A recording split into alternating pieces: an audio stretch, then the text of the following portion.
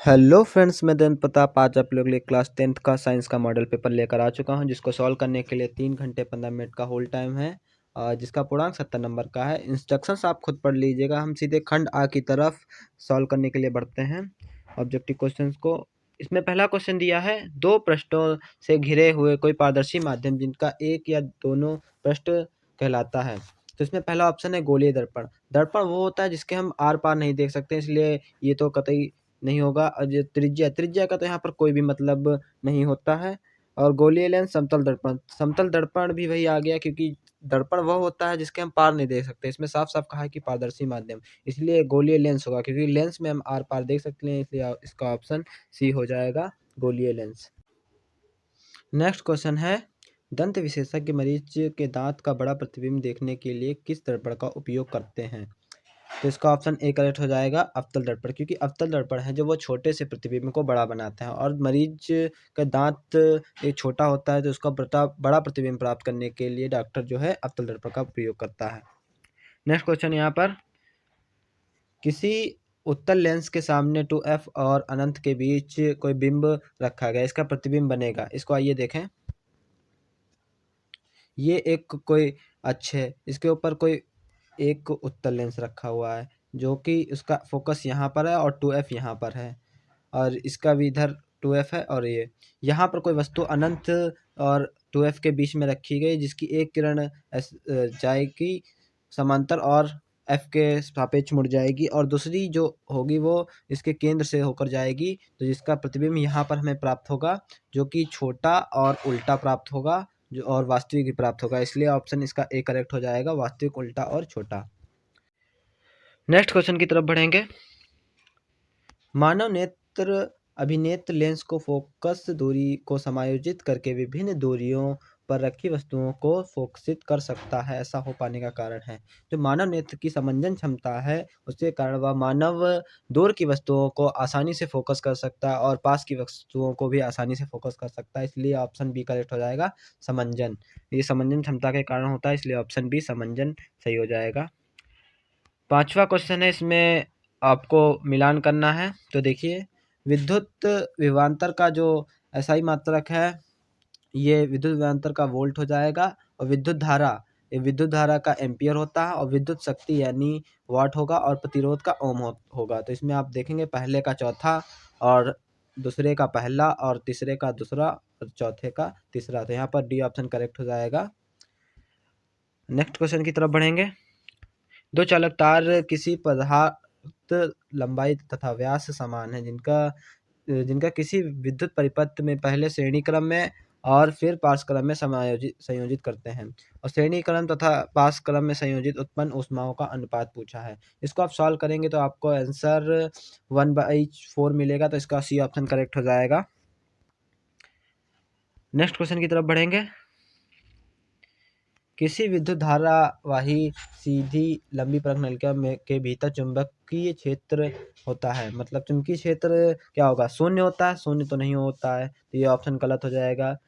इसके सिरे पर और जाने पर घटता है, ये भी नहीं होगा। इसके सिरे पर जाने बढ़ता है, ये भी नहीं होगा। तो इसका ऑप्शन डी करेक्ट हो जाएगा, सभी बिंदुओं पर समान रहता है। आप कभी भी चुंबकीय विद्युत चुंबक देखेंगे या चुंबक के भीतर सभी जगह पर इसका चुंबकीय क्षेत्र जो है वो समान रहेगा।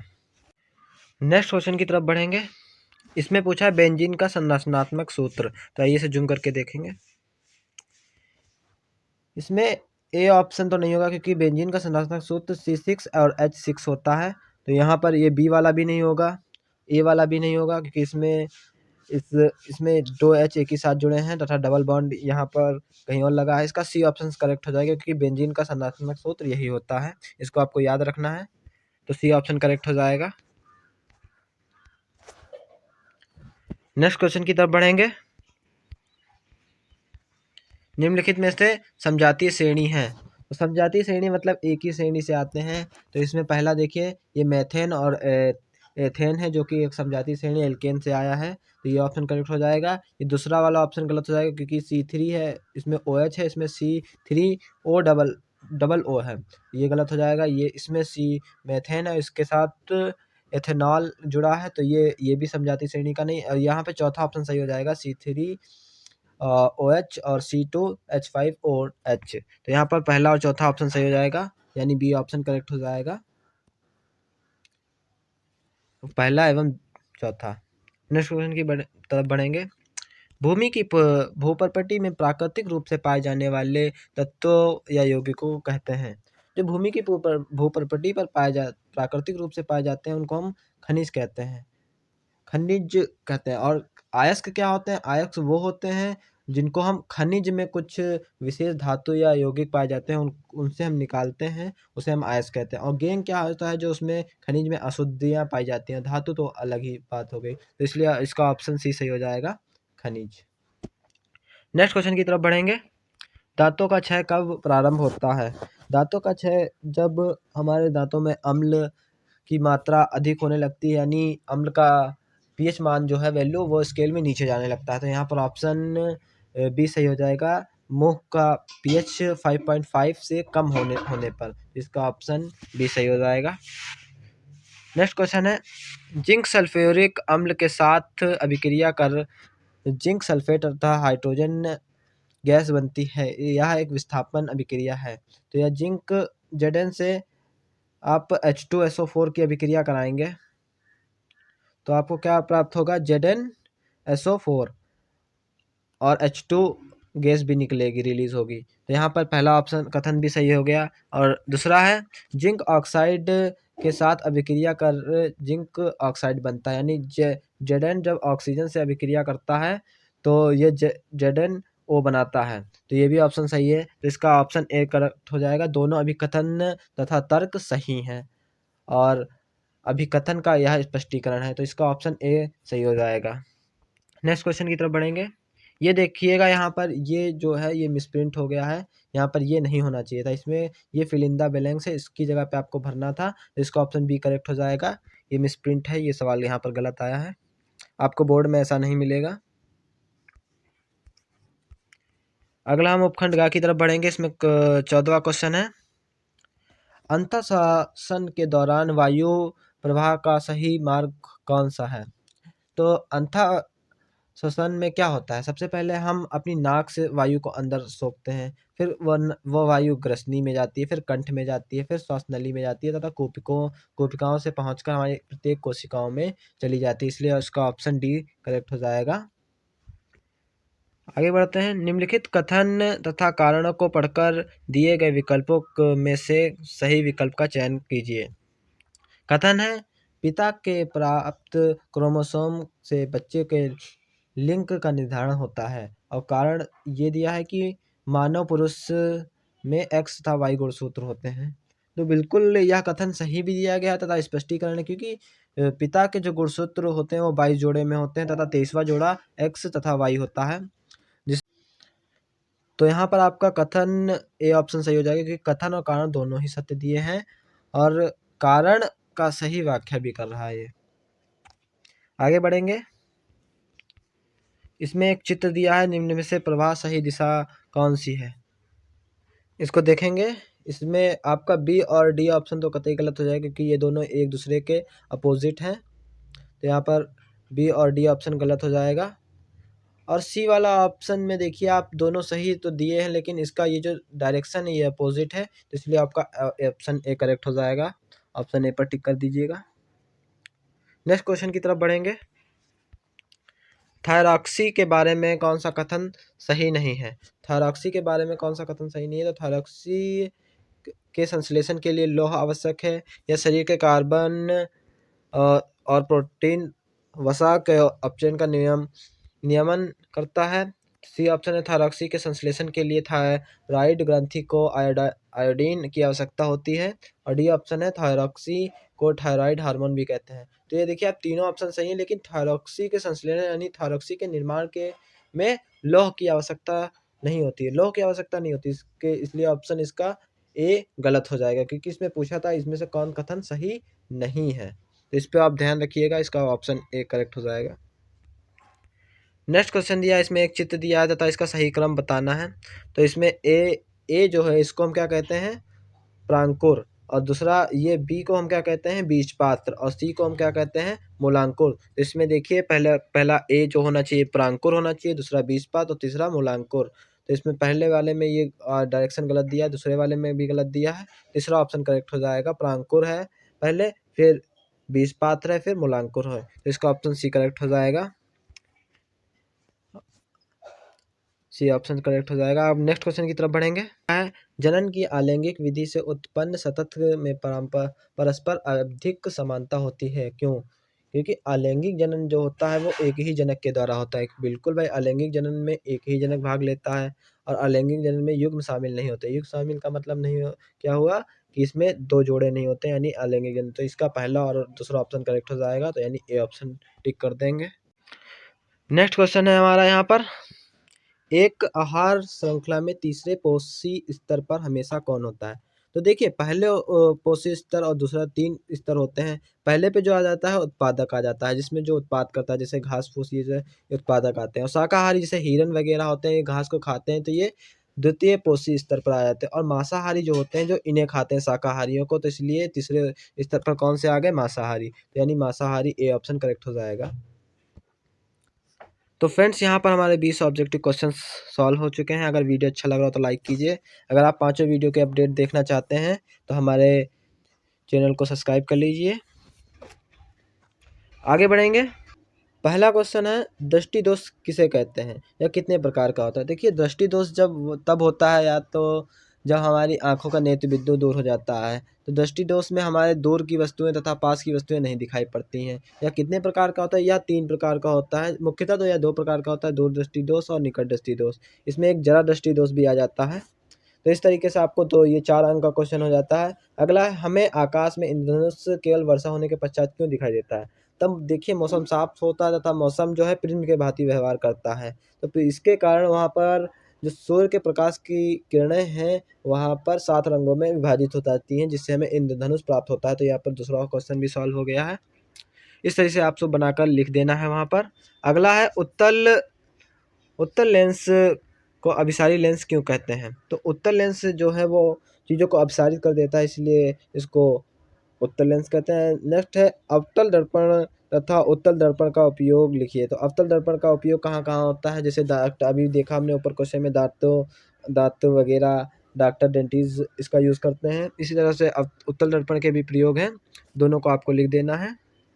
नेक्स्ट क्वेश्चन है यहाँ पर, किसी 4 ओम प्रतिरोध से प्रति सेकंड 100 जूल ऊष्मा उत्पन्न हो रही है। प्रतिरोध के सिरे पर विभवांतर ज्ञात करना है। तो इसके लिए आपको इसका फॉर्मूला याद होना चाहिए। इसका फॉर्मूला होता है H बराबर होता है V² T/R। तो यहाँ पर आप देखेंगे H कितना है, 100 दिया है, और आपको विभवांतर ज्ञात करना है। तो विभवांतर ज्ञात करने के लिए आपको V² ऐसे रहना देगा, और प्रति सेकंड यानी T हमारा कितना है 1, और अपॉन में R प्रतिरोध कितना दिया है 4 ओम। तो यहाँ पर आपका आ जाएगा 100 बराबर V², टी की वैल्यू 1 थी तो 1 रहेगी, और प्रतिरोध हमारा कितना, क्योंकि प्रति सेकंड बोल रहा है इसलिए हमने टी की वैल्यू 1 रखी है, और ओम 4 ओम प्रतिरोध है इसलिए आर की वैल्यू 4 रख देंगे। 4 उधर जाकर मल्टीप्लाई में पहुंच जाएगा, तो इसलिए इधर 400 हो जाएगा। तो इसका ये आएगा 400 इज इक्वल टू V², क्योंकि वो 1 मल्टीप्लाई में 1 ही होगा, और ये इसका रूट खोलेंगे तो इसका आ जाएगा 20। तो यानी वोल्ट जो हमारा निकल के आ गया 20 वोल्ट निकल के आ गया है।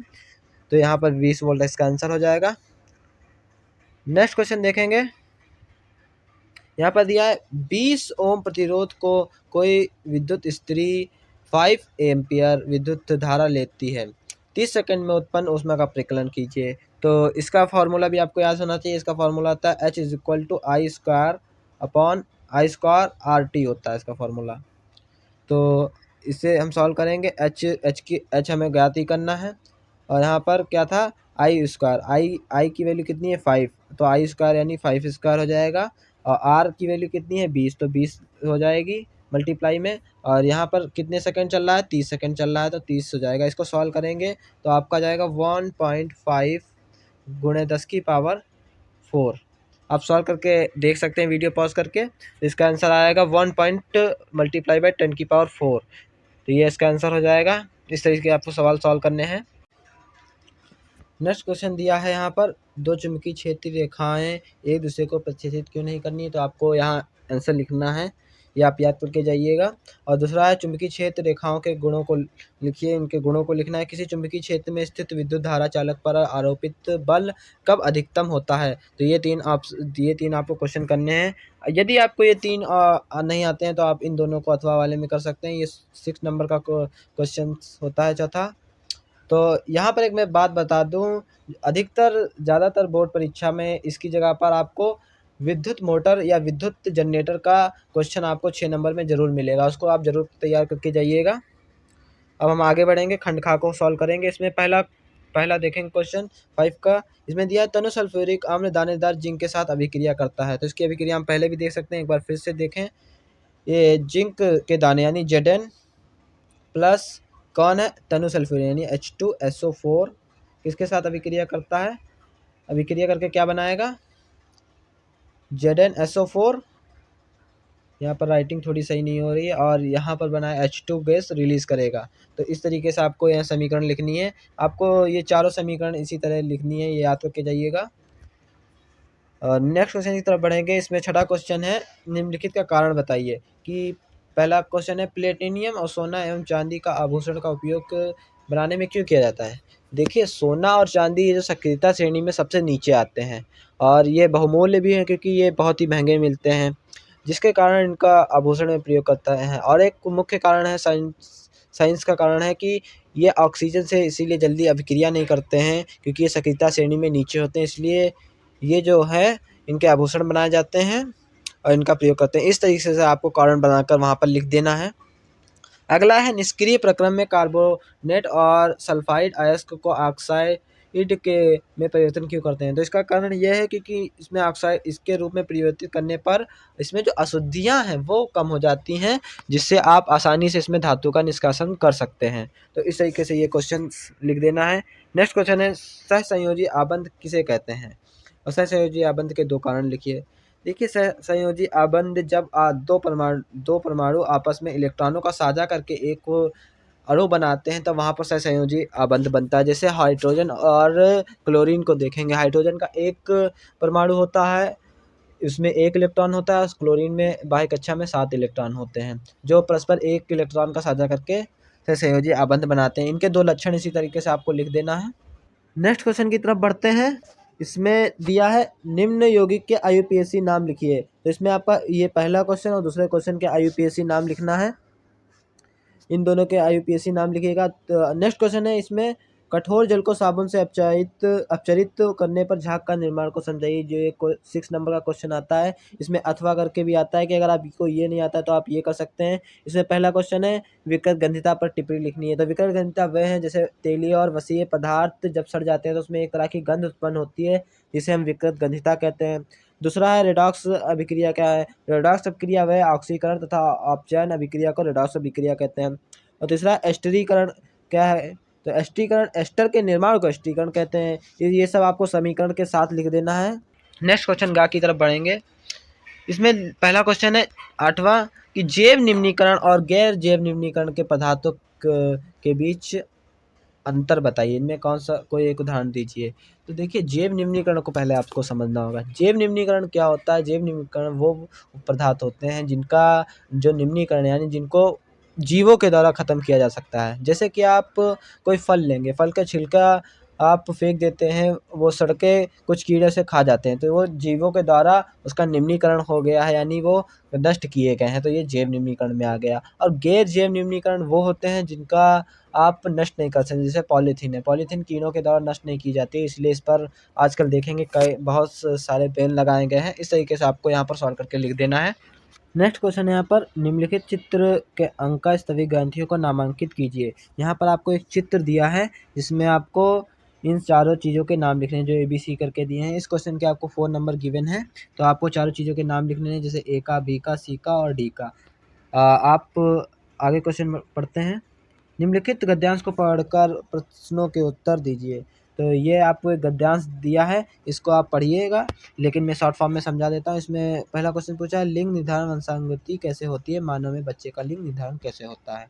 तो देखिएगा ज़रा, यहाँ पर जो फीमेल प्रोडक्ट में होता है उसमें 23वां गुणसूत्र एक्स और एक्स होता है, 22 गुणसूत्र मेल और फीमेल में दोनों सेम होते हैं, और जो 23वां होता है वो फीमेल प्रोडक्ट में क्या होता है, एक्स एक्स, और मेल प्रोडक्ट में होता है एक्स और वाई। और जहाँ पर एक्स एक्स मिलकर फीमेल प्रोडक्ट बनाते हैं फिर से, और एक्स और वाई मिलकर मेल प्रोडक्ट बनाते हैं। तो इस तरीके से इसमें मेल तथा फीमेल का लिंग निर्धारण होता है। तो इस तरीके से सॉल्व कर दीजिएगा। नेक्स्ट क्वेश्चन की तरफ बढ़ेंगे। इसमें दिया है, मानव आहार नाल का आरेख बनाइए और इसमें निम्नलिखित भागों को नामांकित कीजिए, मुख्य, ग्रसनी, छोटी आंत। अगर आप ये अभी मैं दिखाऊंगा, आपको अगर ये वाला नहीं आता तो आप इस वाले को कर सकते हैं। स्त्री केसर का स्वच्छ नामांकित चित्र, इसमें आपको चित्र बनाने को कहा है। आइए अब देखेंगे इसको हम। ये देखिए, यहाँ पर एक मानव के आहार नाल का चित्र बना हुआ है। इस तरीके से आपको अपनी कॉपी पर बनाना है पेंसिल से, जिसमें सभी अंगों के नामकरण भी करना है। जैसे ये लार से होता हुआ ये मुख गुहा है, ये ग्रसनी है, ये ग्रसिका है, या माशय है, ये यकृत है, ये पित्ताशय है, या ग्रहण अग्नाशय है। ये सारी चीज़ें आपको लिख देनी है। आप एक बार बुक में देख लीजिएगा। नेक्स्ट क्वेश्चन की तरफ बढ़ेंगे। तो फ्रेंड्स, यहीं पर हमारे पेपर का एंड होता है। आप देख सकते हैं किस तरीके का पैटर्न आता है। आई होप आपको चीज़ें समझ में आई होंगी। मैंने बहुत सी बड़ी चीज़ों को छोटे में समझाने की कोशिश करी है। अगर वीडियो अच्छा लगा हो तो लाइक कीजिएगा। अगर आप पाँचों वीडियो की अपडेट चाहते हैं तो हमारे चैनल पर जाकर सब्सक्राइब करके आप देख सकते हैं। और जल्दी से जल्दी वीडियो शेयर करिए अपने 10th के क्लास के फ्रेंड के साथ। तो बाय बाय, नेक्स्ट वीडियो में मिलते हैं जल्दी से। आप